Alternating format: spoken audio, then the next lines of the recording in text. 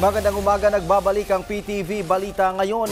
3 ang naitalang sugatan matapos ang nangyaring sunog na tumupok sa ilang kabahayan sa Tondo, Maynila. Umabot po ng halos 10 oras ang sunog bago tuluyang naapula.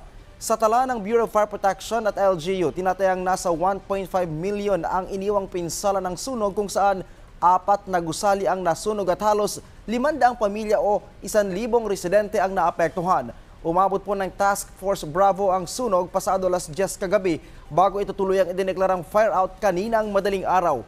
Pinaniniwalaang nagsimula ang apoy sa ikalawang palapag ng isang bahay na pag-aari ng isang pandoy. Subalit patuloy pang iniimbestigahan ang sanhi ng sunog.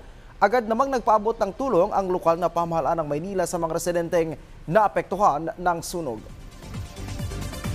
Sa ibang balita, tuloy po ang pinigting na kampanya ng Philippine National Police o PNP laban sa iligal na droga at kriminalidad. Sa Quezon City Police District o QCPD, umabot po sa halos 200 katawang na aresto.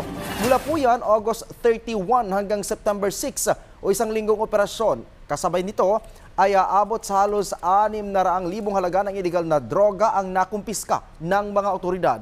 Matagumpay din ang kampanya laban sa mga most wanted maging ng iligal na sugal na isang panahang kaukulang kaso laban sa mga naarestong suspect.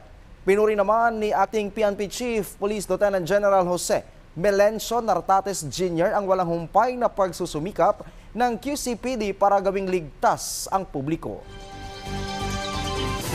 At yan na po ang mga balita sa oras na ito. Para sa iba pang updates, i-follow at i-like kami sa aming social media platforms sa @PTVPH. Ako po si Ryan Lisiges para sa Pambansang TV sa Bagong Pilipinas.